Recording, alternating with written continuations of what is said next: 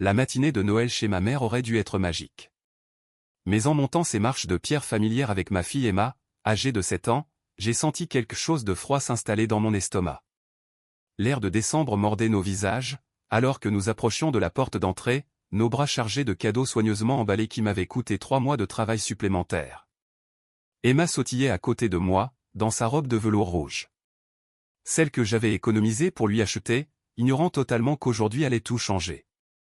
À travers les fenêtres givrées, je pouvais voir la lueur chaleureuse du sapin de Noël, et entendre les rires de la famille de ma sœur déjà rassemblée à l'intérieur. Dès que nous avons franchi la porte, j'ai su que quelque chose n'allait pas. Ma mère, Patricia, se tenait dans le couloir, arborant ce sourire particulier qu'elle réservait au moment où elle voulait mettre quelqu'un mal à l'aise.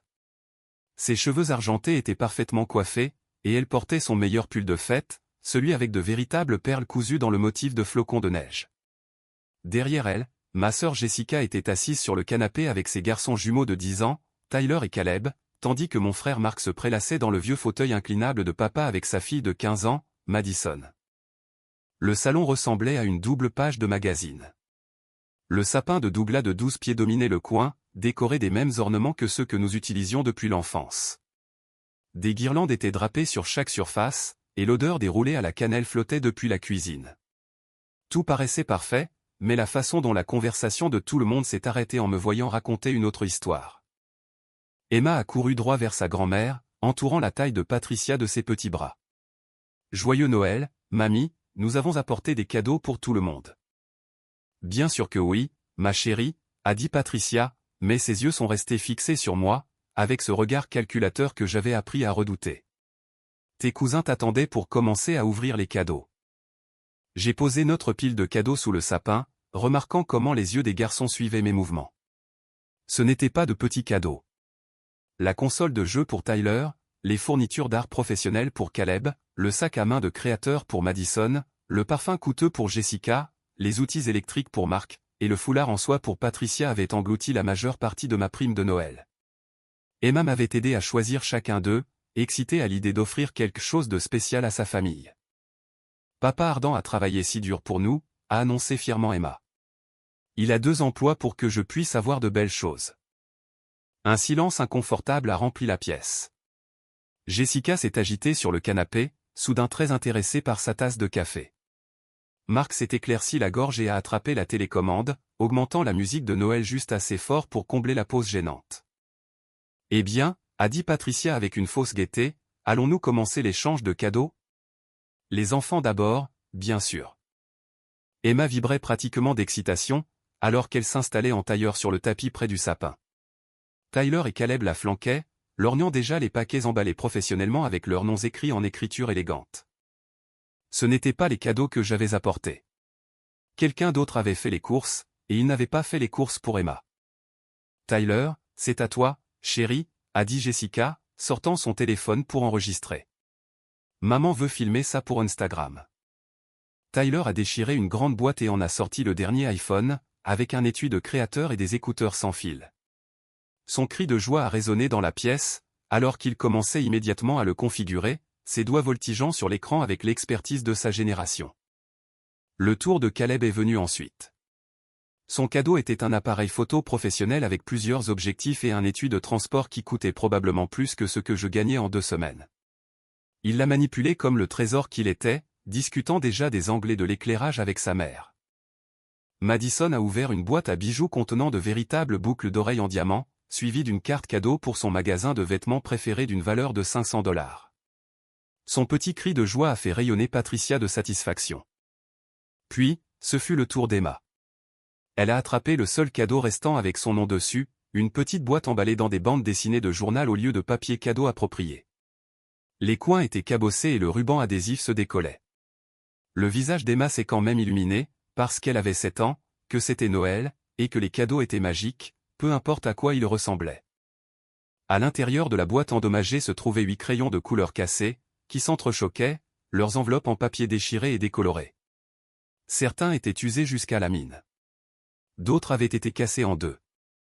Ce n'était même pas un ensemble complet, il manquait des couleurs de base comme le noir et le marron.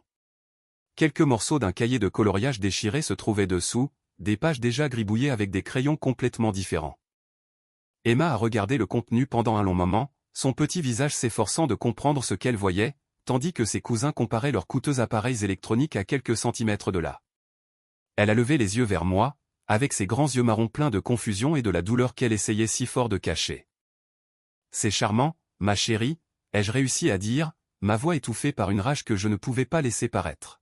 « Que dis-tu à grand-mère ?»« Merci, mamie », a murmuré Emma, replaçant soigneusement les crayons cassés dans leur boîte abîmée, comme s'il s'agissait de pierres précieuses. C'est là que Patricia a frappé. « Eh bien », a-t-elle dit avec un haussement d'épaules qui était tout sauf désinvolte. C'est ce qui arrive quand ton père quitte la famille. Le silence est devenu mortel dans la pièce. Même la musique de Noël semblait s'être éteinte. Jessica a arrêté d'enregistrer. Marc a reposé sa tasse de café assez fort pour faire trembler la table d'appoint. Madison a levé les yeux de sa boîte à bijoux, les yeux écarquillés. Le regard confus d'Emma a fait des allers-retours entre Patricia et moi. Mais papa n'est pas parti. Maman nous a quittés.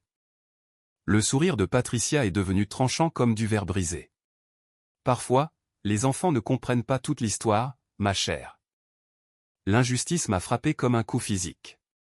Sarah avait été celle qui avait quitté notre famille 2 ans auparavant. Elle avait été celle qui avait choisi son nouveau petit ami plutôt que son mari et sa fille. Elle avait été celle qui avait fait ses valises et laissé Emma pleurer dans mes bras, demandant quand maman rentrerait à la maison. J'avais été celui qui travaillait 2 emplois pour garder notre appartement, pour payer les cours de danse d'Emma, pour m'assurer qu'elle ne se sente jamais abandonnée, même si sa mère avait fait exactement cela. Et d'une certaine manière, dans la version de la réalité de ma mère, j'étais le méchant. J'ai regardé autour de moi ma famille, ces gens que j'avais aimés et soutenus et pour qui j'avais acheté de coûteux cadeaux de Noël, attendant que quelqu'un parle, attendant que quelqu'un me défende ou au moins corrige le mensonge évident. Mais Jessica étudiait ses ongles manucurés comme s'il détenait les secrets de l'univers.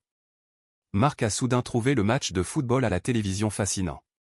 Madison a fait semblant d'envoyer un SMS sur son nouveau téléphone. Personne n'a dit un mot. Emma a serré sa boîte de crayons cassés contre sa poitrine et a demandé d'une petite voix, « On peut aller colorier avec ça à la maison, papa ?»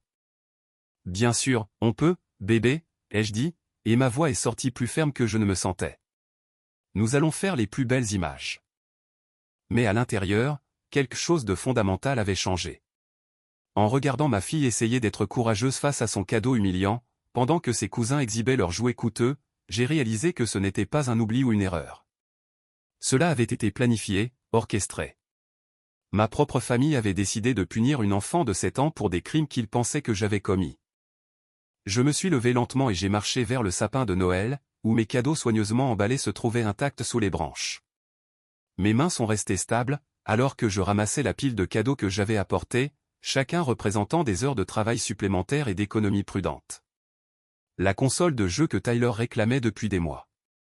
Les fournitures d'art professionnel que Caleb avait admirées dans la vitrine. Le sac à main de créateur de Madison, qui coûtait plus cher que mon loyer. Les cadeaux que j'avais mis 3 mois à me payer en vivant de nouilles instantanées et d'espoir. Ardent, qu'est-ce que tu fais?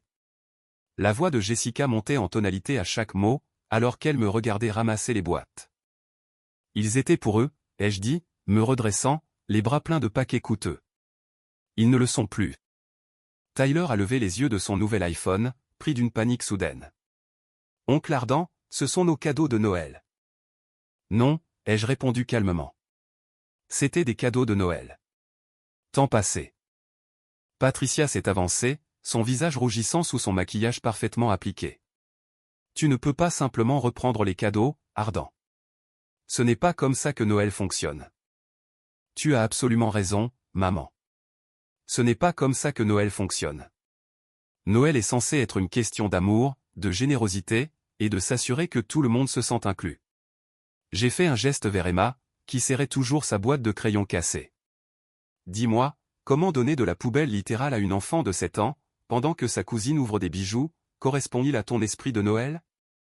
Maintenant, écoute-moi bien, jeune homme, a commencé Patricia, se redressant à toute sa hauteur de 5 pieds 4 pouces. Je n'ai pas à t'expliquer mes choix de cadeaux. Tes choix de cadeaux.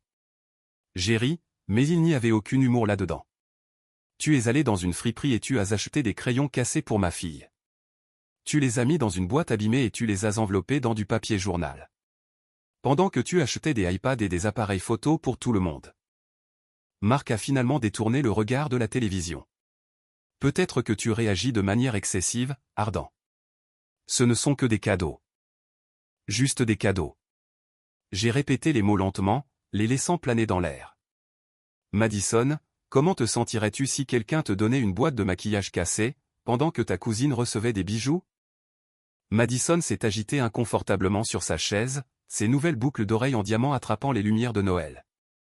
Je ne sais pas. Tyler, Caleb, et si grand-mère vous avez donné chacun un jouet cassé d'un vide-grenier, pendant qu'Emma ouvrait une console de jeux toute neuve. Les garçons ont échangé des regards, mais n'ont pas répondu. Ils n'en avaient pas besoin. La réponse était écrite sur leur visage. Mais tu es leur père, a protesté Jessica. Tu es censé subvenir aux besoins d'Emma. Ce n'est pas notre responsabilité. Tu as encore raison. Ce n'est pas votre responsabilité de subvenir aux besoins d'Emma. Mais c'est votre responsabilité de ne pas humilier délibérément une enfant à Noël. C'est votre responsabilité de ne pas punir une petite fille innocente pour quelque chose avec quoi elle n'a rien à voir. Le masque de gaieté de Noël de Patricia glissait rapidement. La mère de cet enfant me raconte des choses très intéressantes sur toi, Ardent. Sur la façon dont tu échoues en tant que père, sur la façon dont tu ne peux même pas te permettre des vêtements corrects pour Emma la moitié du temps. L'accusation m'a frappé comme une gifle. J'ai pensé au placard d'Emma plein de tenues soigneusement choisies, la plupart achetées d'occasion, mais propres et bien ajustées. J'ai pensé aux cours de danse, que je n'ai jamais manqué de payer, même si cela signifiait sauter le déjeuner pendant une semaine. J'ai pensé à chaque sacrifice que j'avais fait pour que ma fille ne ressente jamais la pauvreté qui avait hanté ma propre enfance. Sarah t'a dit que j'échouais en tant que père. Ma voix est sortie mortellement calme. Elle m'envoie des SMS régulièrement. La pauvre est hors d'elle d'inquiétude pour le bien-être d'Emma. Patricia a sorti son téléphone avec la suffisance de quelqu'un sur le point de porter le coup fatal. Regarde ces messages, Ardent peut à peine se payer l'épicerie. Emma vient chez moi avec des vêtements troués. Il travaille tellement qu'il n'est jamais à la maison pour s'occuper d'elle. Elle a tenu l'écran du téléphone vers moi, montrant texte après texte de mon ex-femme, me décrivant comme un père négligent et démuni qui ne pouvait pas fournir les nécessités de base à son propre enfant. Emma a tiré sur ma manche. « Papa, pourquoi mamie dit-elle des choses méchantes sur toi? Tu prends bien soin de moi. » Par la bouche des enfants, ma fille de 7 ans pouvait voir la vérité que ma propre mère refusait de reconnaître. « Je sais que je le fais, ma chérie, » ai-je dit, la soulevant pour la faire asseoir sur ma hanche. « Et tu sais quoi? Je pense qu'il est temps que nous rentrions à la maison pour avoir notre propre fête de Noël. »« Ardent, tu es ridicule, » a dit Jessica, se levant du canapé. « Remets juste les cadeaux et nous pourrons faire comme si tout cela n'était jamais arrivé. » Faire semblant? Je l'ai regardé avec incrédulité. Vous voulez faire semblant que vous avez tous décidé d'abuser émotionnellement de ma fille le matin de Noël? Vous voulez faire semblant que vous avez cru des mensonges à mon sujet sans jamais demander ma version de l'histoire? Ce ne sont pas des mensonges, a claqué Patricia. Sarah m'a montré des preuves, des relevés bancaires, des photos, une documentation sur ton rôle parental inadéquat. Des relevés bancaires? Patricia, quel relevé bancaire? Le sourire triomphant de Patricia a légèrement vacillé. Eh bien, elle m'a montré des preuves que tu ne subviens pas correctement aux besoins d'Emma. Qu'est-ce que Sarah t'a montré exactement, maman? Des dossiers financiers prouvant que tu ne mets pas d'argent de côté pour l'avenir d'Emma. Que tu dépenses tout pour toi-même, pendant que cette pauvre enfant se passe de tout. La pièce a commencé à tourner. Sarah avait accès au compte d'épargne-études d'Emma en tant que parent ayant la garde conjointe. Nous l'avions créé ensemble à la naissance d'Emma, à l'époque où nous étions encore une famille heureuse avec des rêves partagés pour l'avenir de notre fille. J'avais déposé de l'argent sur ce compte tous les mois sans faute, le regardant grandir lentement mais sûrement, malgré mon budget serré. Emma, ai-je dit avec précaution, quand tu es chez maman, te parle-t-elle jamais d'argent, d'université ou d'économie? Emma a hoché la tête avec enthousiasme. Maman dit que tu n'économises pas d'argent pour moi, mais c'est idiot parce que je t'ai vu mettre de l'argent dans ma tirelire et dans l'ordinateur à la banque. Le sang a quitté mon visage. La dernière fois que maman t'a emmené à la banque, ma chérie? La semaine dernière. Elle a dit que nous devions vérifier mon argent pour l'université, mais ensuite elle est devenue très silencieuse et a passé un appel téléphonique. J'ai doucement reposé Emma et j'ai sorti mon propre téléphone, avec des doigts tremblants, me connectant à l'application bancaire mobile, tandis que ma famille regardait dans un silence soudain et inconfortable. Le compte d'épargne auquel j'avais fidèlement contribué pendant 7 ans, celui qui aurait dû avoir près de 15 000 $ maintenant, affichait un solde de 837 $. Quelqu'un avait effectué des retraits, des gros, des récents. Combien d'argent devrait-il y avoir dans le fonds universitaire d'Emma, a demandé Marc calmement, ses instincts d'avocat se manifestant enfin. 14 712 $, ai-je répondu sans hésitation. J'ai les reçus de dépôt à la maison. Le téléphone de Patricia a glissé de ses doigts nerveux. Le silence dans la pièce était assourdissant. Même la musique de Noël semblait s'être arrêtée, bien que je savais que c'était juste mon cerveau qui coupait tout, sauf les chiffres sur l'écran de mon téléphone. 837 $. Près de 14 000 $ manquaient à l'avenir de ma fille. Emma sautillait sur la pointe des pieds, inconsciente de la dévastation financière que je découvrais. « Papa, on peut ouvrir nos cadeaux à la maison maintenant. Je veux essayer mes nouveaux crayons. » Sa voix innocente a tranché mon choc comme une lame. Voici ma fille, essayant d'être excitée par des crayons cassés, pendant que sa mère volait systématiquement son fonds universitaire. La cruauté était à couper le souffle. « Juste une minute, bébé », ai-je réussi à dire, faisant défiler l'historique des transactions avec une horreur croissante. Retrait après retrait, chacun autorisé par la signature de Sarah. De l'argent pour des vacances à Hawaï. De l'argent pour l'acompte d'une nouvelle voiture. De l'argent pour des vêtements de marque et des bijoux qu'elle avait publiés sur les réseaux sociaux. Ardent, la voix de Jessica avait perdu toute son agressivité antérieure. « Qu'est-ce que tu vois ? » Vol. Le mot est sorti plat et dur. Vol systématique du fonds d'éducation de ma fille. Patricia s'est affaissée sur la chaise la plus proche, le visage gris. C'est impossible. Sarah ne ferait jamais. Sarah ne ferait jamais quoi, maman? Ne mentirait jamais? Ne volerait jamais son propre enfant? J'ai levé le téléphone pour que tout le monde puisse voir l'écran. Regardez. Chaque retrait coïncide avec un nouvel achat dont Sarah s'est vantée en ligne. Marc s'est levé et s'est rapproché, sa formation d'avocat évidente dans la façon dont il examinait soigneusement la preuve. Ardent, c'est grave. C'est de la fraude criminelle si elle a accédé à des fonds désignés pour Emma sans autorisation appropriée. Oh, ça devient mieux, ai-je dit, sentant un calme terrible s'installer en moi.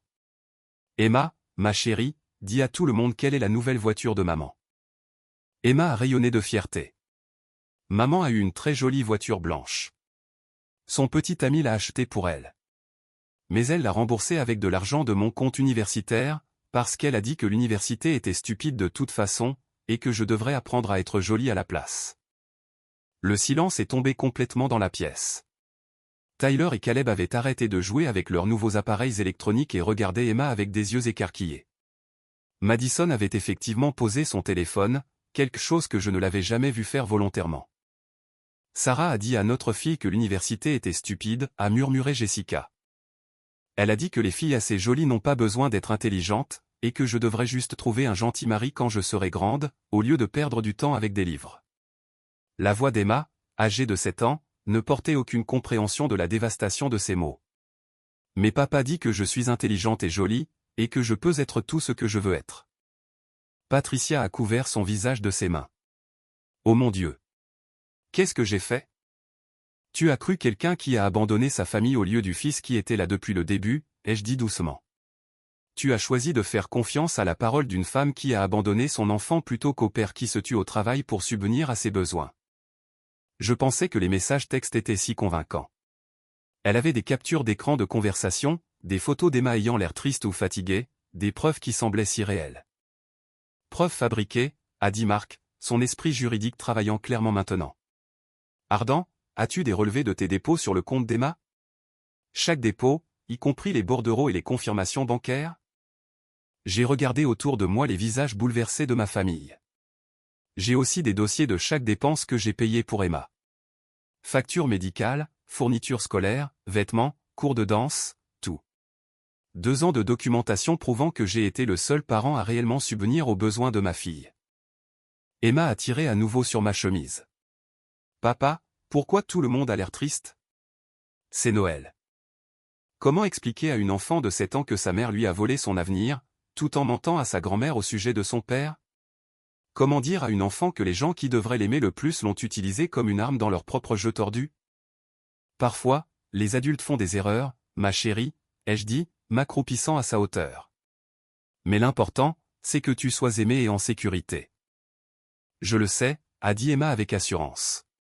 Tu me le dis tous les jours. Maman ne me dit pas ça. Elle me parle de son petit ami et me pose des questions sur toi. J'ai attiré l'attention de tout le monde. Quel genre de questions, ai-je demandé doucement. Comme, as-tu une petite amie? Et est-ce que tu caches de l'argent à la maison? Et à quelle heure tu rentres du travail? Et des choses comme ça. Emma a haussé les épaules comme si ce n'était rien. Je lui ai dit que tu n'as pas de petite amie parce que tu es trop occupé à prendre soin de moi, et que tu ne caches pas d'argent parce que nous le mettons à la banque ensemble. Jessica a émis un petit son de détresse. Elle interroge Emma. Cela s'appelle l'aliénation parentale, a dit Marc sombrement. Et combiné à l'abus financier, Sarah risque de graves conséquences légales. Mon téléphone a sonné, le bruit discordant dans la pièce calme. Le nom de Sarah est apparu sur l'écran, et quelque chose dans le timing m'a glacé le sang. J'ai répondu sur haut-parleur pour que tout le monde puisse entendre. Ardent, tu dois amener Emma à ma fête de Noël immédiatement. La voix de Sarah a rempli la pièce, aigre d'irritation. La famille de mon petit ami veut la rencontrer et nous prenons des photos pour nos cartes de Noël. Emma passe Noël avec la famille de son père, ai-je répondu calmement. Ne sois pas difficile. Elle doit être ici, avec sa vraie famille. Les parents de mon petit ami ont spécifiquement demandé qu'elle soit sur les photos. Emma a plissé le nez. Mais papa, ce n'est pas ma vraie famille. Toi, mamie, oncle Marc et tante Jessica, vous êtes ma vraie famille. La voix de Sarah est devenue glaciale. Passe-moi Emma au téléphone, maintenant. Non. Pardon? J'ai dit non, Sarah. Emma reste avec moi aujourd'hui. Il est hors de question qu'elle le fasse. Je vais appeler mon avocat. Je vais t'emmener au tribunal si vite que ta tête va tourner. Tu es en violation de notre accord de garde. En fait, non. Aujourd'hui est mon jour de Noël désigné avec Emma, conformément à notre décret de divorce. Tu peux vérifier ta copie. Il y a eu une pause. Puis la voix de Sarah est revenue, encore plus furieuse. Bien. Mais ce n'est pas fini. Le petit ami a documenté ton rôle parental inadéquat, et nous retournons au tribunal pour la garde complète. Emma mérite mieux qu'un père qui peut à peine se permettre de garder les lumières allumées. C'est là que j'ai souri pour la première fois de la matinée. Sarah, tu es sur haut-parleur. Toute ma famille est ici et écoute cette conversation. Une autre pause, plus longue cette fois. Je me fiche de qui écoute. Tout le monde doit savoir quel genre de père tu es vraiment. Tu veux dire le genre qui met de l'argent dans le fonds universitaire de sa fille tous les mois, pendant que tu le voles? Silence total du téléphone. Le genre qui travaille 2 emplois pour payer les cours de danse et de beaux vêtements, pendant que tu racontes des mensonges sur sa négligence? Toujours rien. Le genre qui documente chaque dépense et chaque interaction, parce qu'il sait exactement à quel genre de personne il a affaire? La ligne s'est coupée. Emma m'a regardé, confuse. Pourquoi maman a-t-elle raccroché? Parce que maman vient de réaliser qu'elle est dans de très gros ennuis, a dit Marc calmement.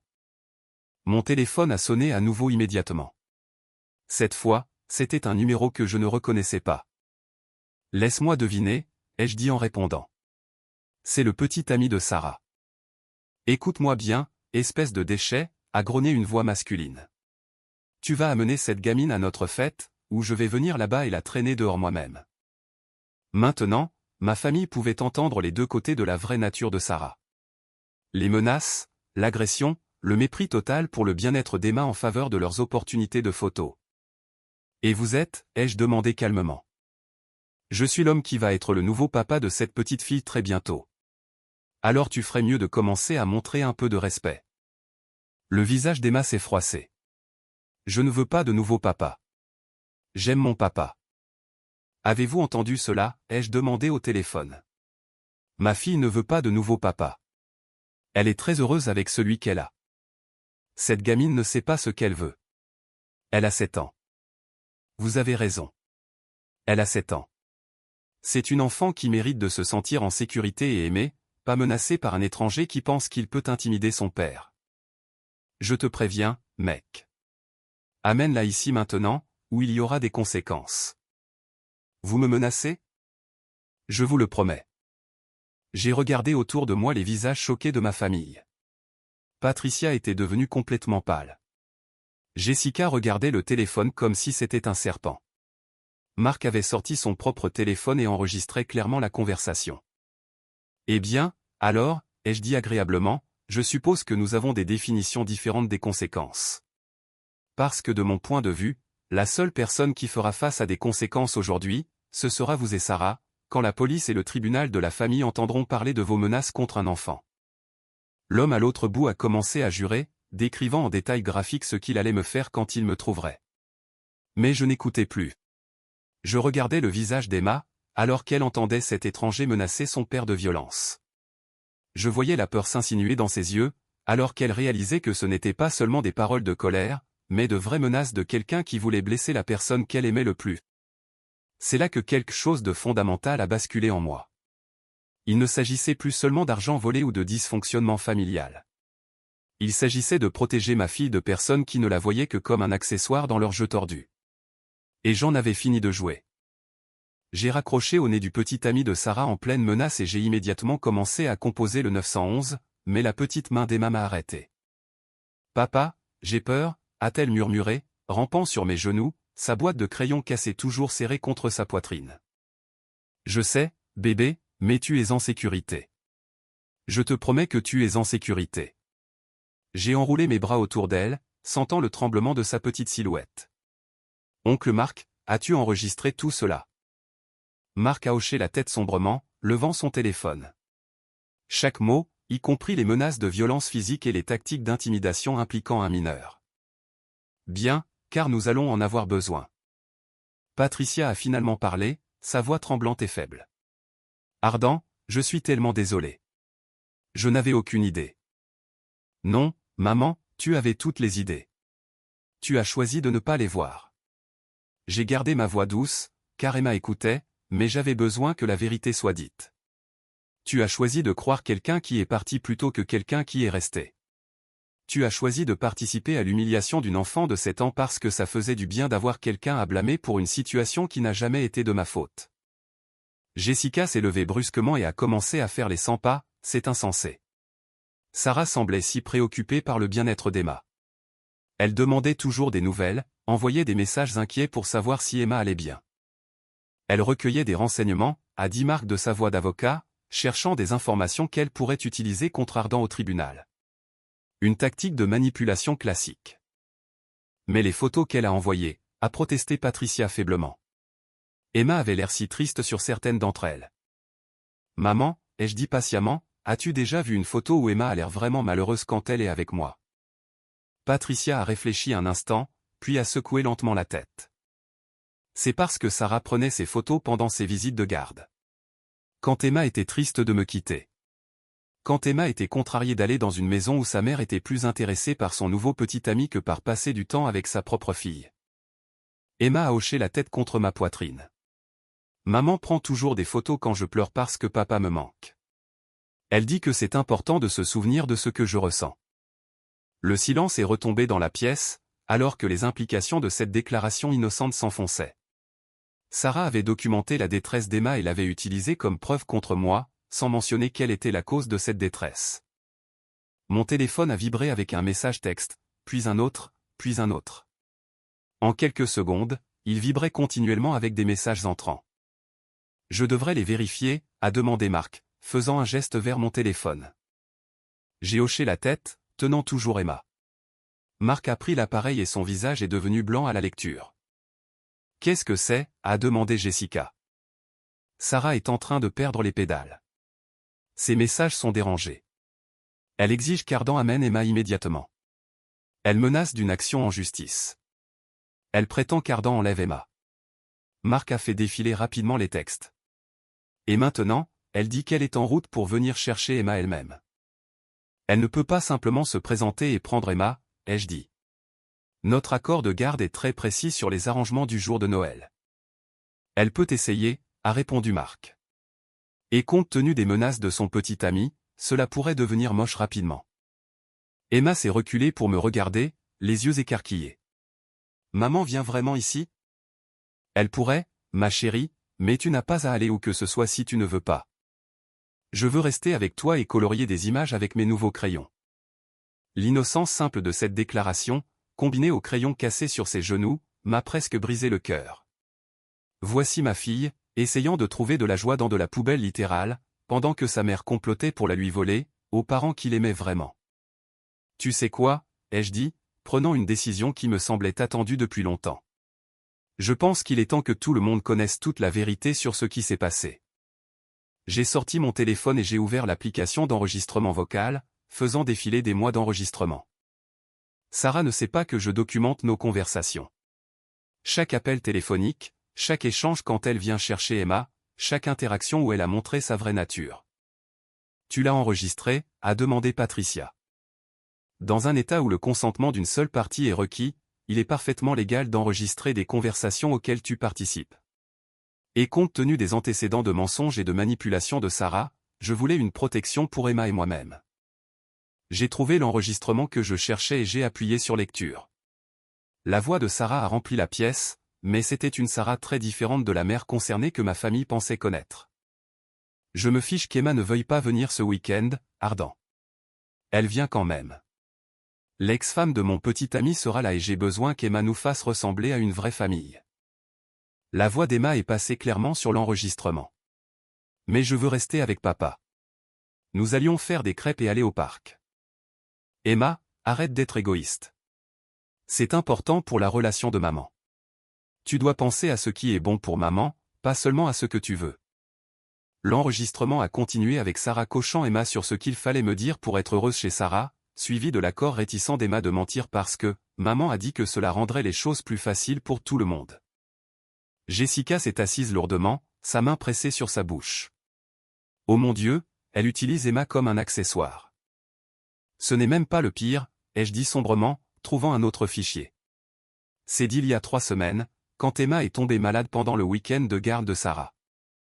La voix de Sarah est revenue, aigre d'irritation. Je ne peux pas t'emmener chez le médecin, Emma. J'ai des plans. Tu devras juste attendre que ton père vienne te chercher demain.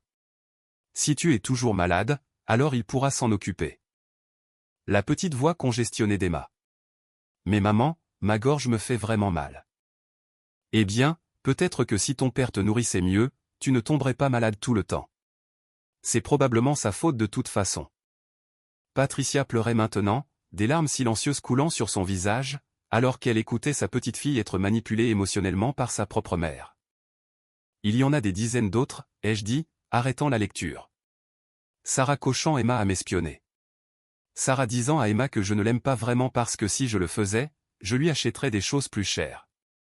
Sarah expliquant à une enfant de 7 ans que le divorce signifie que les enfants doivent choisir leur camp, et que choisir papa signifie être déloyal envers maman.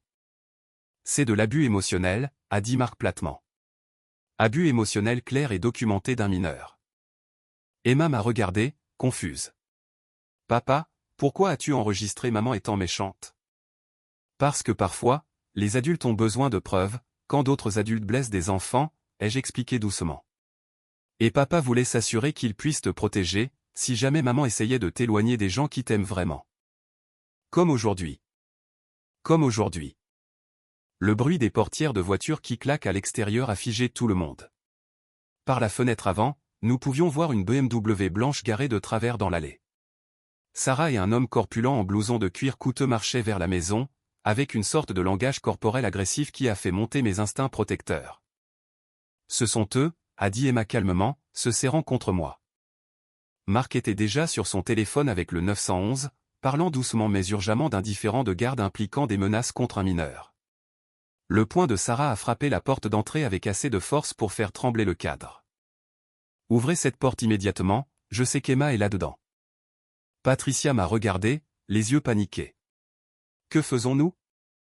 Nous les laissons montrer à tout le monde exactement qui ils sont vraiment, ai-je dit calmement. Mais personne n'ouvre cette porte avant que la police n'arrive. Ardent, la voix de Sarah devenait plus hystérique.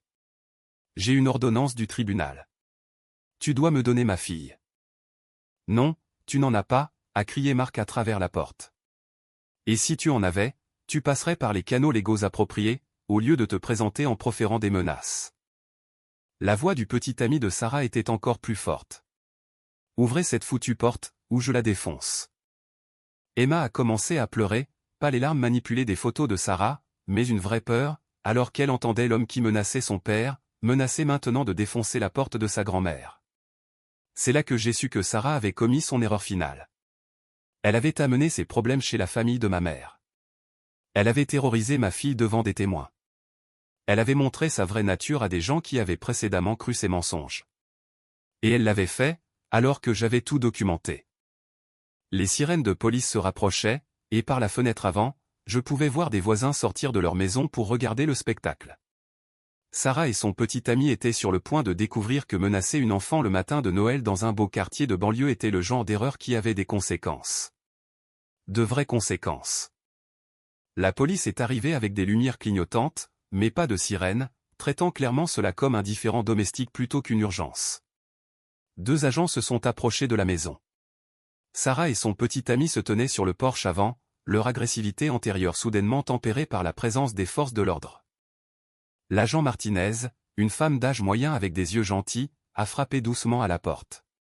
C'est la police. Nous avons reçu un appel concernant un différend de garde. Quelqu'un peut-il venir nous parler, s'il vous plaît? Marc a ouvert la porte, s'identifiant immédiatement comme avocat et expliquant qu'il était le frère de l'une des parties impliquées. Les agents ont demandé à parler à tout le monde séparément, en commençant par Sarah et son petit ami à l'extérieur.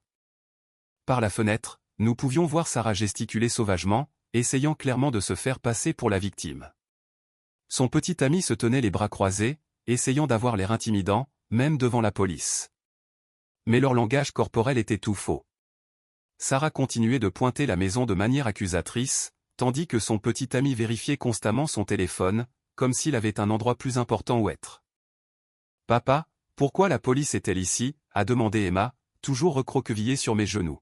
« Parce que parfois, quand les adultes ne sont pas d'accord sur quelque chose d'important, la police aide à s'assurer que tout le monde reste en sécurité, ai-je expliqué. » L'agent Davis, un homme plus jeune avec une expression sérieuse, est entré pour entendre notre version de l'histoire.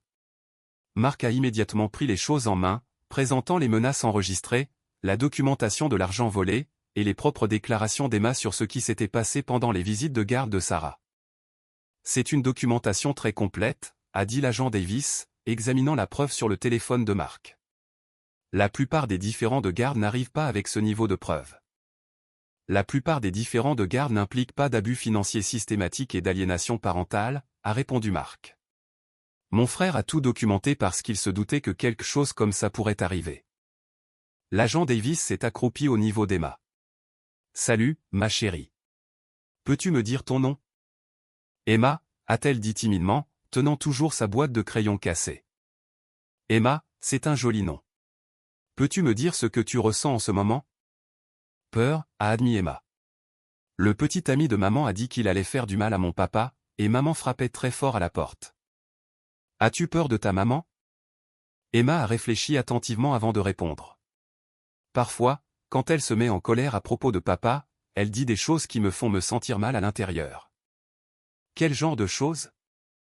Emma m'a regardé pour demander la permission, et j'ai hoché la tête encourageamment. Elle dit que papa ne m'aime pas vraiment parce qu'il ne m'achète pas de choses chères comme elle le fait. Et elle dit que si je raconte à papa nos conversations, ça rendra papa très triste, et ce sera ma faute. L'agent Davis a échangé un regard avec Marc. Ton papa t'a-t-il déjà fait te sentir effrayé comme ça? Non, a dit Emma fermement.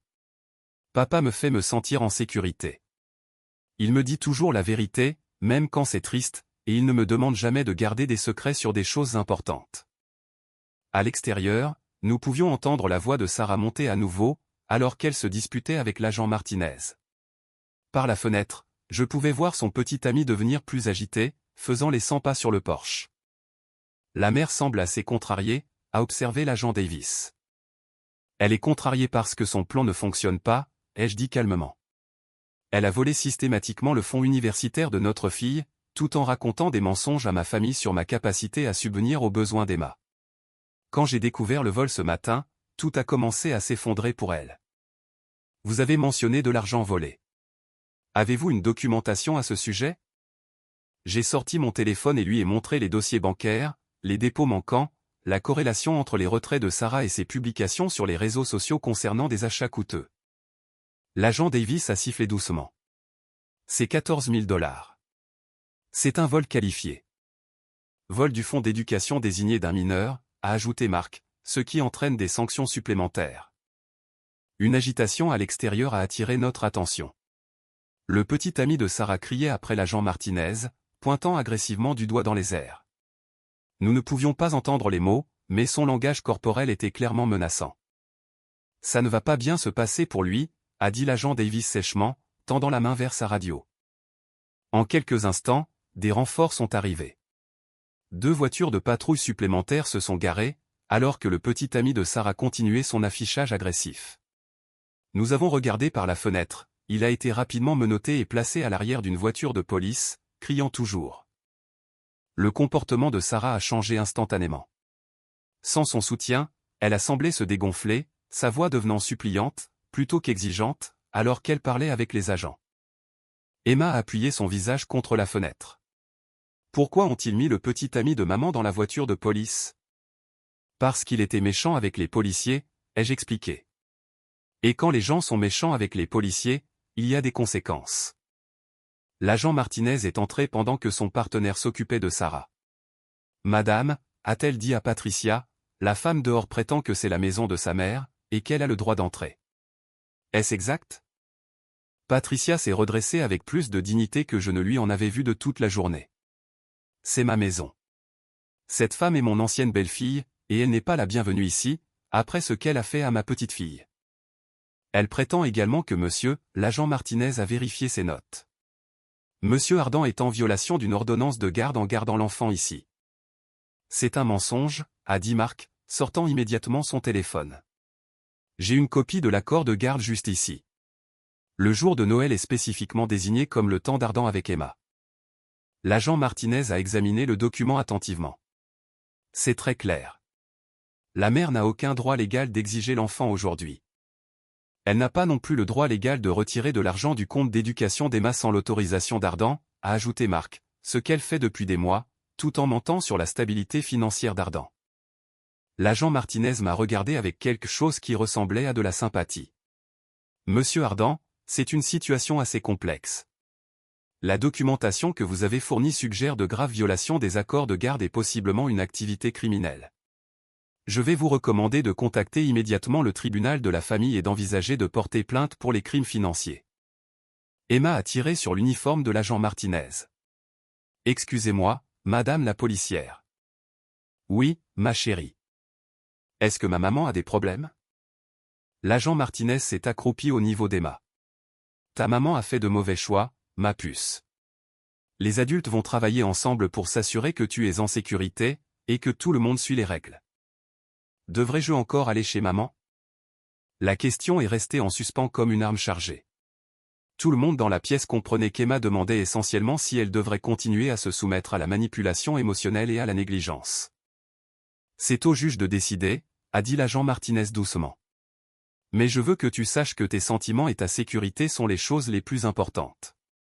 Si jamais tu te sens effrayé ou en danger, tu le dis à ton papa ou à un autre adulte de confiance, d'accord? Emma a hoché la tête sérieusement.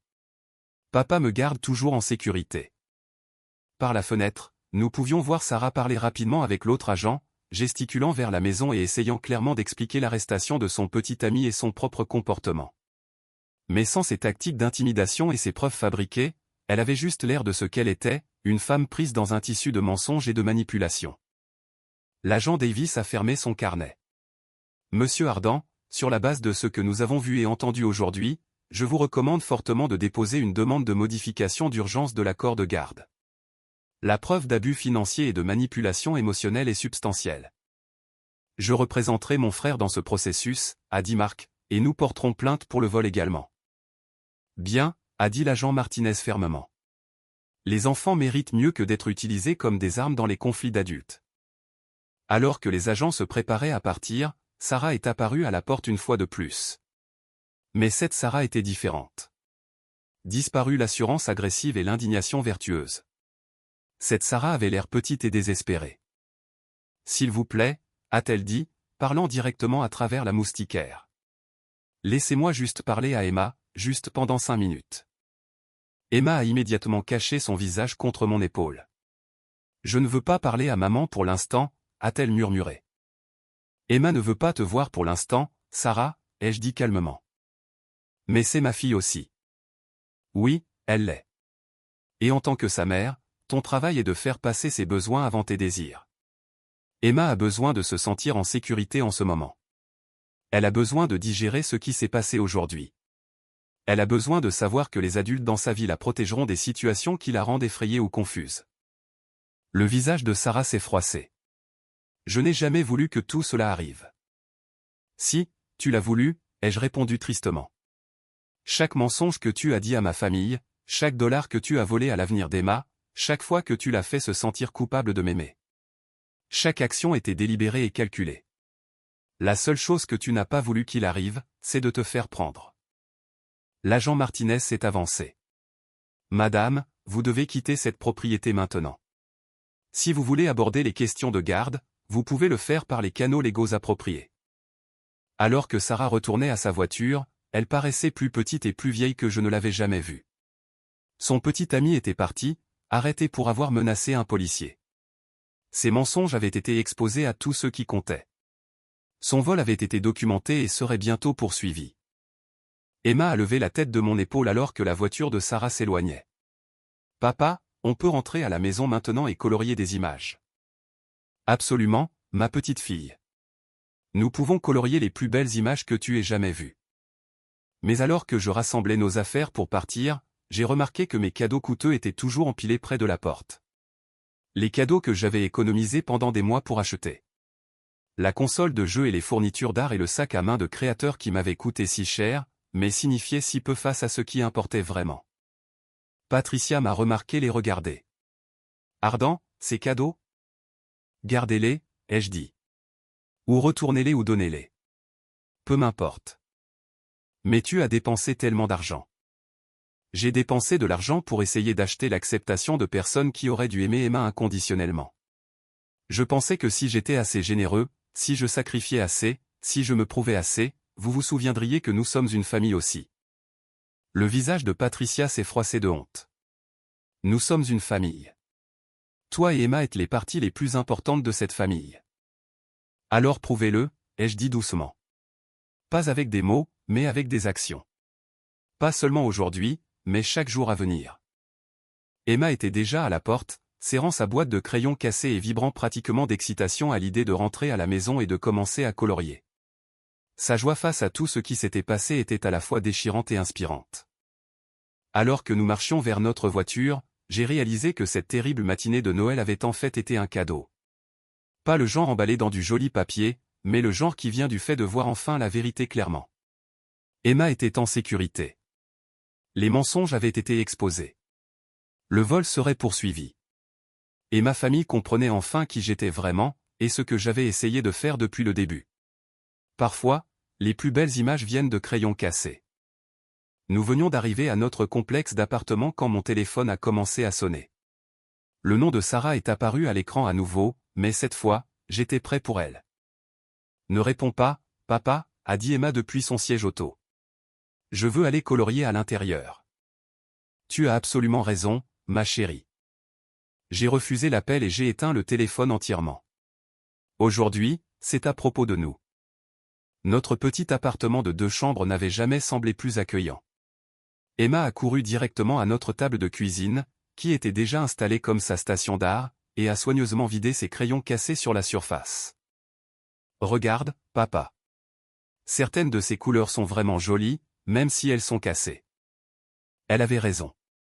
Malgré leur rupture et leur usure, il y avait encore des morceaux utilisables de bleu, de vert et de jaune. Emma les a arrangés soigneusement, traitant chaque fragment comme un trésor. « Que devrions-nous dessiner en premier ?» ai-je demandé, sortant un bloc de papier à dessin que j'avais acheté il y a des semaines. « Dessinons notre famille, a dit Emma de manière décisive. La vraie famille qui s'aime.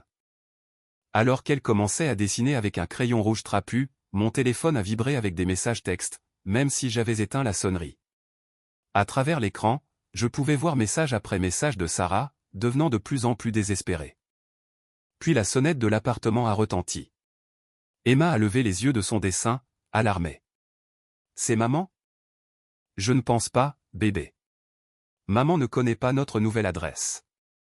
Nous avions déménagé dans ce complexe d'appartements il y a 6 mois, spécifiquement parce que Sarah s'était présentée sans préavis à notre ancien endroit, toujours avec une urgence quelconque qui nécessitait un accès immédiat à Emma.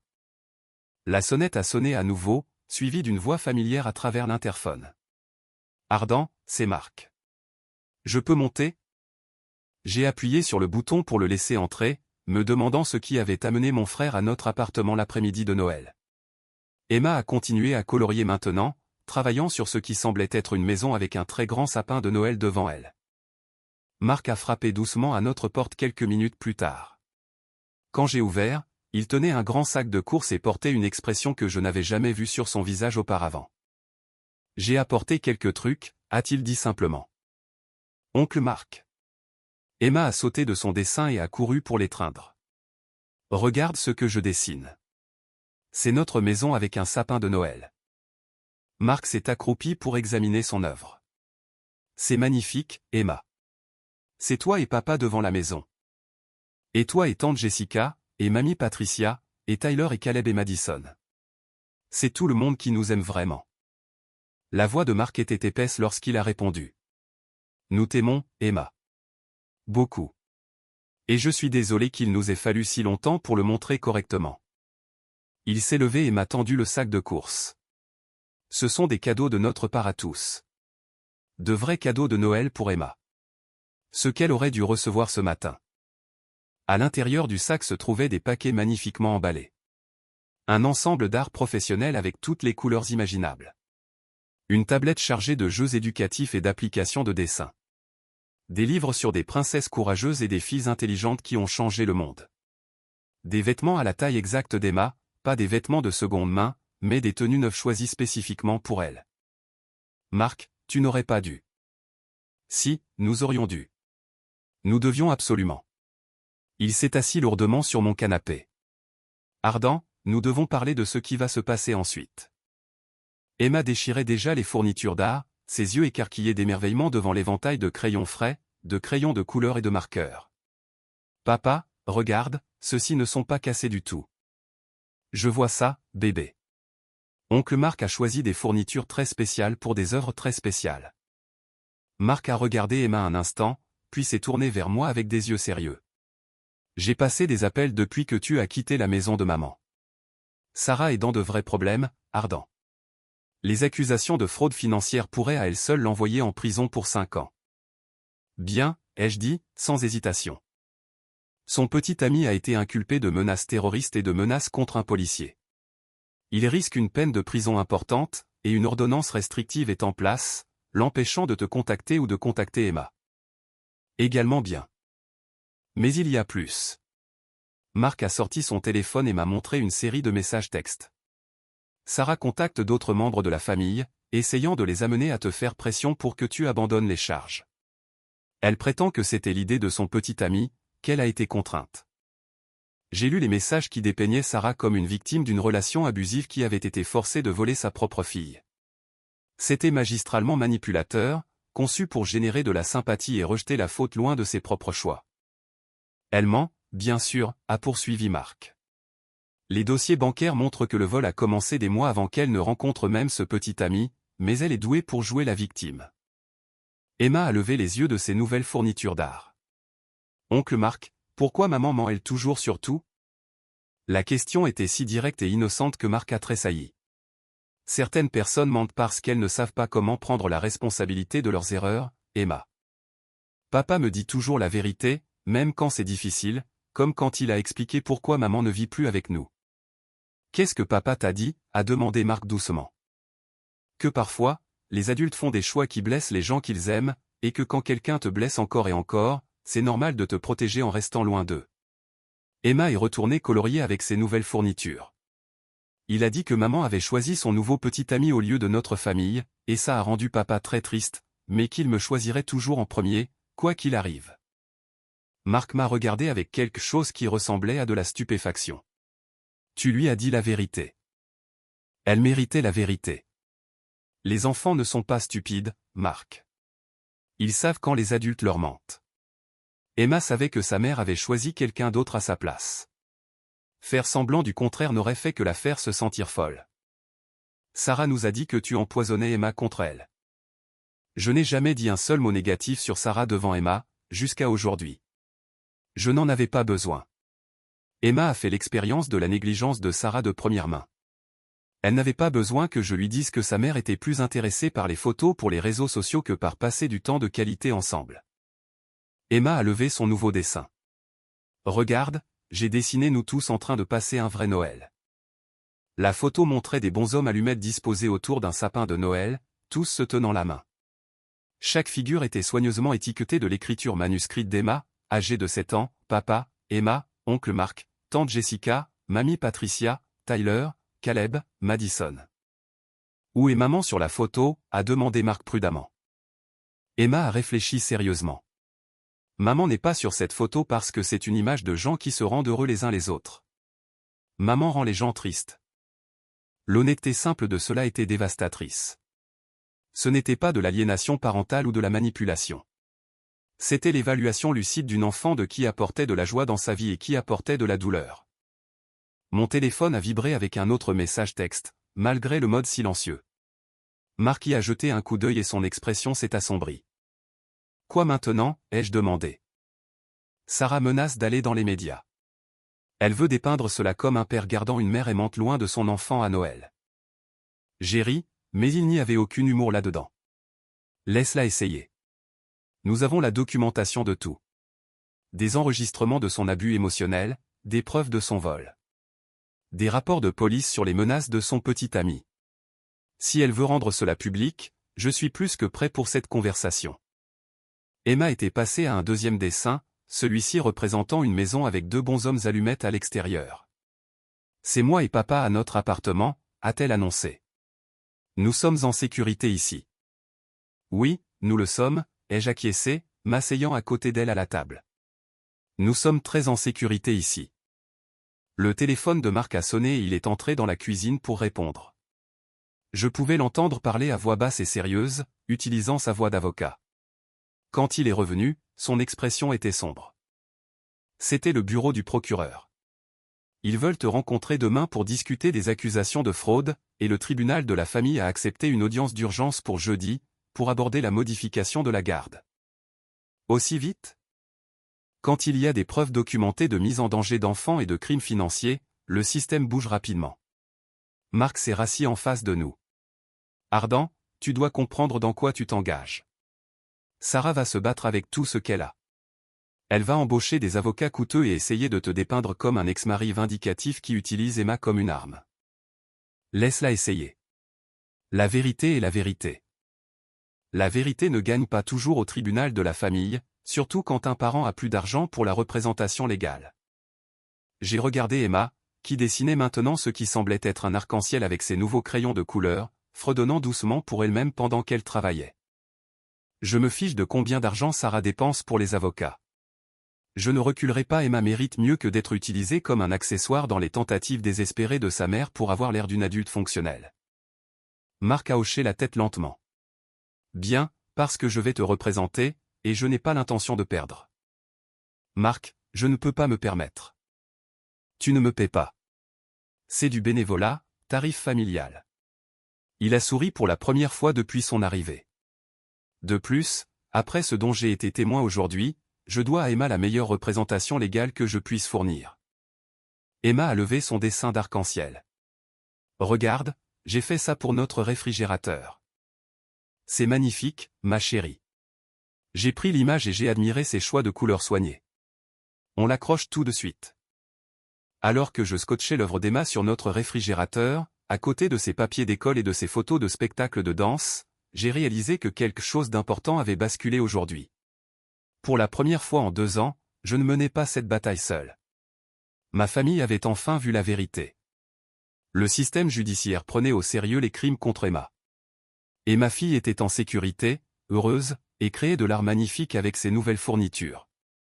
Sarah avait eu l'intention de nous humilier et de nous isoler aujourd'hui. Au lieu de cela, elle s'était exposée complètement, et avait uni tous ceux qui se souciaient vraiment du bien-être d'Emma. Parfois, les meilleurs cadeaux viennent déguisés en désastre. Oncle Marc, a dit Emma, levant les yeux de son troisième dessin, tu restes dîner? Papa fait de très bonnes spaghettis, et nous avons de la glace pour le dessert. Marc m'a regardé, interrogateur, et j'ai hoché la tête. Il y en a beaucoup. Et Emma a raison pour les spaghettis. Alors que je commençais à préparer le dîner pendant qu'Emma colorait, et que Marc passait plus d'appels pour construire notre stratégie légale, j'ai ressenti quelque chose que je n'avais pas ressenti depuis longtemps, l'espoir. Pas l'espoir désespéré de quelqu'un essayant de réparer une situation impossible, mais la confiance calme de quelqu'un qui savait qu'il était enfin sur la bonne voie.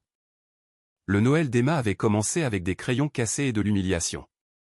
Mais il se terminait avec le soutien familial, la protection légale, et la connaissance qu'elle était vraiment aimée.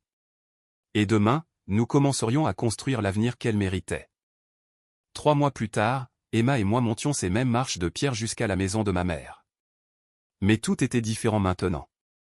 L'air de mars portait la promesse du printemps, et Emma sautillait à côté de moi, portant un dossier d'œuvres d'art qu'elle avait créé spécifiquement pour cette visite. « Papa, tu penses qu'ils vont aimer mes dessins ?» a-t-elle demandé, serrant son portfolio contre sa poitrine. « Ils vont les adorer, ma chérie, tout comme ils t'aiment. » La porte d'entrée s'est ouverte avant que nous puissions frapper. Patricia se tenait là, arborant un sourire sincère, pas la performance de Noël calculée d'il y a des mois. « Emma, j'attendais ça avec impatience toute la semaine. » Emma a couru dans les bras de sa grand-mère sans hésitation. La relation avait pris du temps à se reconstruire, mais Patricia avait travaillé dur pour regagner la confiance d'Emma, par des actions cohérentes plutôt que par des paroles vides de sens. À l'intérieur, la maison semblait plus chaleureuse d'une certaine manière. Jessica était dans la cuisine, faisant les biscuits préférés d'Emma, tandis que Tyler et Caleb installaient un jeu de société sur le sol du salon. Madison a levé les yeux de ses devoirs avec un sourire sincère en voyant Emma. Tante Emma, a appelé Tyler, utilisant le surnom qu'il avait commencé après l'audience de garde. Viens voir le nouveau jeu que nous avons. Il est parfait pour les enfants de 7 ans qui sont vraiment intelligents. Emma a rayonné d'être appelée intelligente et a couru pour enquêter.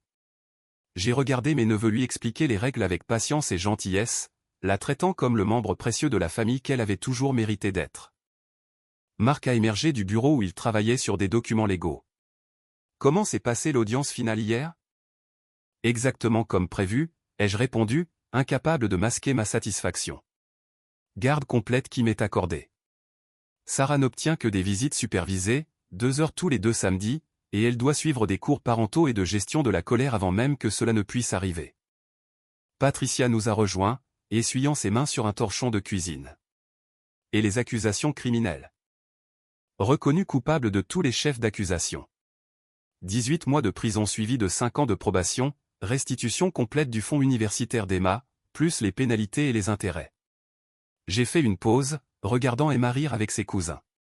Son petit ami a obtenu 3 ans pour les menaces et les accusations d'agression. Jessica est apparue dans l'embrasure de la cuisine. Bien. Ils méritaient tous les 2 pire. L'important, c'est qu'Emma soit en sécurité maintenant, a dit Patricia calmement. Et qu'elle sache qu'elle est aimée. Emma a levé les yeux du jeu de société. Mamie Patricia, je peux te montrer mes dessins maintenant? Bien sûr, ma chérie. J'ai hâte de voir ce que tu as créé. Emma a soigneusement ouvert son dossier et a commencé à étaler ses œuvres sur la table basse. Au cours des 3 derniers mois, utilisant ses nouvelles fournitures d'art étendues, elle avait créé toute une série de portraits de famille. Mais ce n'étaient pas les bonshommes allumettes du jour de Noël. C'étaient des dessins détaillés et colorés qui montraient un réel talent artistique. Celui-ci, c'est toi et moi en train de faire des biscuits, a-t-elle expliqué à Patricia, pointant un dessin de 2 silhouettes dans une cuisine entourée de bols à mélanger et de plaques à biscuits.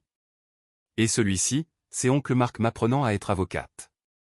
Elle a continué, montrant une image d'elle-même et de Marc assis à un bureau couvert de livres. C'est tante Jessica et moi allant faire du shopping pour mon costume de spectacle de danse. Le dessin montrait 2 figures devant un magasin, se tenant la main et souriant. Et c'est nous tous en train de dîner de Pâques ensemble.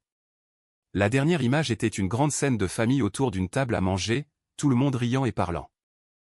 Les yeux de Patricia se sont remplis de larmes en regardant chaque dessin. Emma, ils sont absolument magnifiques. Tu es une artiste tellement talentueuse. Papa dit que je tiens ma créativité de grand-père William. Il était artiste aussi, n'est-ce pas? Il l'était, a dit Patricia, la voix étranglée par l'émotion. Il aurait été si fier de toi. Marc s'est accroupi pour examiner les dessins de plus près. Emma, ceci montre une vraie compétence. As-tu pensé à prendre des cours d'art? Papa m'a déjà inscrite. Je commence la semaine prochaine. Emma a rebondi d'excitation. Et je vais continuer la danse et peut-être apprendre le piano aussi. Comment peux-tu te permettre tout ça? A demandé Jessica, puis a immédiatement eu l'air embarrassé. Je suis désolé, c'était impoli. Ce n'est pas grave, ai-je souri. Entre les paiements de restitution de Sarah et le fait de ne plus avoir à payer de bataille juridique, nous nous en sortons plutôt bien financièrement. De plus, j'ai été promu à mon emploi principal, donc j'ai pu quitter le deuxième. Ce qui signifie plus de temps pour papa et moi de faire des choses amusantes ensemble, a ajouté Emma, utilement. Tyler a levé l'un des dessins d'Emma. C'est vraiment bien, Emma. Tu as dessiné les détails sur la maison de grand-mère parfaitement. J'ai une très bonne mémoire pour les endroits importants, a dit Emma sérieusement. Papa dit que les artistes doivent faire attention à tout ce qui les entoure. Caleb a pris un autre dessin. Peux-tu m'apprendre à dessiner des mains? Les miennes ressemblent toujours à des moufles bizarres. Bien sûr. Papa m'a acheté un livre sur le dessin des personnes et il a de très bonnes instructions pour les mains. J'ai regardé ma fille partager avec confiance ses connaissances avec ses cousins plus âgés. Ce n'était plus l'enfant timide qui s'était caché derrière moi le matin de Noël. Le changement en elle était remarquable. Sans le stress constant de la manipulation et de l'abus émotionnel de Sarah, Emma s'était épanouie en une petite fille confiante, éloquente et créative. Ardent, a dit Patricia calmement, me tirant à part pendant que les enfants étaient distraits par la discussion artistique. Je te dois des excuses qui vont bien au-delà de ce que j'ai dit à Noël. Maman, nous en avons parlé. Non, laisse-moi dire ceci. J'ai échoué en tant que mère. J'ai échoué envers Emma en tant que grand-mère. J'ai choisi de croire des mensonges parce qu'ils étaient plus faciles que d'affronter la vérité sur mes propres défauts. Sa voix tremblait légèrement. J'étais tellement en colère contre le divorce, tellement déçu que ma vision de notre famille parfaite se soit effondrée, que j'avais besoin de quelqu'un à blâmer. Et tu étais une cible facile parce que tu étais toujours là, toujours en train d'essayer, toujours en train de t'inquiéter. Tu étais en deuil aussi, maman. Le divorce affecte tout le monde dans la famille. Ce n'est pas une excuse pour ce que j'ai fait à Emma, pour ce que je t'ai fait traverser. Patricia a regardé Emma expliquer des techniques de dessin à ses cousins. Regarde-la maintenant. Regarde comme elle est confiante et heureuse. C'est grâce à toi, Ardent. Parce que tu l'as protégée, tu l'as aimée et tu as refusé de laisser qui que ce soit, y compris moi, la faire se sentir moins que chérie. Jessica a rejoint notre conversation, portant une assiette de biscuits frais. Papa aurait eu honte de la façon dont nous vous avons traités tous les deux, a-t-elle dit calmement. Il a toujours dit que la famille signifiait se protéger les uns les autres, pas se démolir. Marc a levé les yeux de l'endroit où il examinait l'œuvre d'Emma avec un intérêt professionnel sérieux. Ses dessins pourraient réellement être inscrits à des concours. Emma a un vrai talent. Je peux vraiment participer à des concours, a demandé Emma en entendant. Les gens voudraient-ils regarder mes dessins? Absolument, a répondu Marc. En fait, je connais un concours d'art pour enfants qui arrive le mois prochain. Le thème est l'amour familial. Je pense que tu serais parfaite pour cela. Le visage d'Emma s'est illuminé. Pourrais-je nous dessiner tous ensemble? La vraie famille qui prend soin les uns des autres.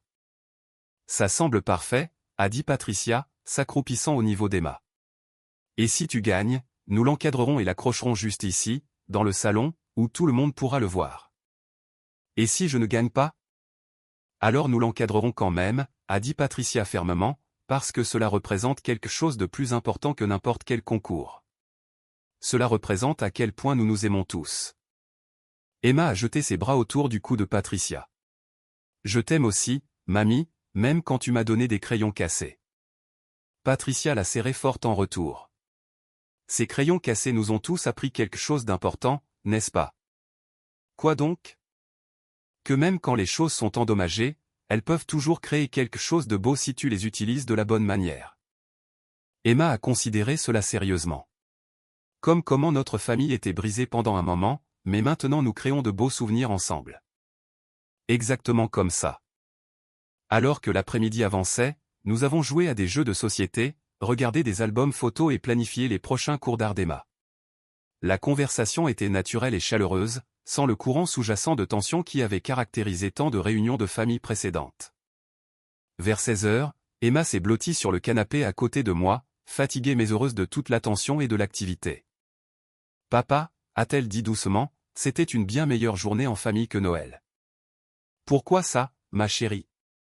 Parce que tout le monde était vraiment là, pas en train de faire semblant ou d'être méchant ou d'essayer de blesser les sentiments des gens. Tout le monde était juste là, étant une famille. J'ai regardé autour de la pièce ma mère, mes frères et sœurs, mes neveux et nièces, tous sincèrement engagés avec Emma et les uns avec les autres. Personne ne vérifiait son téléphone ou ne cherchait des excuses pour partir tôt. Personne ne disait des choses blessantes déguisées en blagues. Tout le monde était présent, participant à la joie tranquille d'être ensemble. Tu sais quoi, Emma, tu as absolument raison. C'est ce que la famille est censée ressentir. Marc est venu s'asseoir de l'autre côté d'Emma. Emma, puis-je te dire quelque chose d'important? Elle a hoché la tête sérieusement. Ton papa est l'une des personnes les plus courageuses que je connaisse. Il s'est battu pour toi quand c'était difficile. Il a dit la vérité quand c'était effrayant. Il t'a protégé quand d'autres ne pouvaient pas. Et grâce à cela, tu es en sécurité et aimé et libre de devenir la personne incroyable que tu veux être. Emma a levé les yeux vers moi avec ses grands yeux marrons qui avaient trop vu, mais qui restaient d'une certaine manière pleins de confiance et d'espoir. Papa, es-tu vraiment courageux? Je ne sais pas si je suis courageux, ma chérie. Je sais juste que tu es la chose la plus importante au monde pour moi.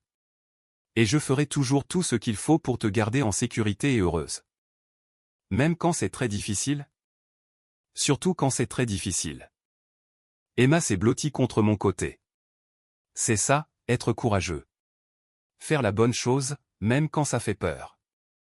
Alors que nous nous préparions à partir ce soir-là, Emma a soigneusement emballé ses œuvres d'art, tandis que Patricia emballait les biscuits restants pour que nous les ramenions à la maison. La même heure la semaine prochaine, a demandé Patricia avec espoir. Je ne manquerai ça pour rien au monde, ai-je répondu. Emma a hâte de te montrer sa routine de danse. Et je veux voir les photos de tout le monde de la séance photo de famille, a ajouté Emma avec enthousiasme. Toute la famille avait décidé de faire des portraits professionnels ensemble, un symbole visible de notre engagement renouvelé les uns envers les autres. Alors que nous rentrions à la maison à travers le crépuscule qui s'installait, Emma a bavardé joyeusement de sa journée, planifiant déjà ce qu'elle voulait dessiner pour le concours d'art. Mais ensuite, elle est devenue silencieuse un instant.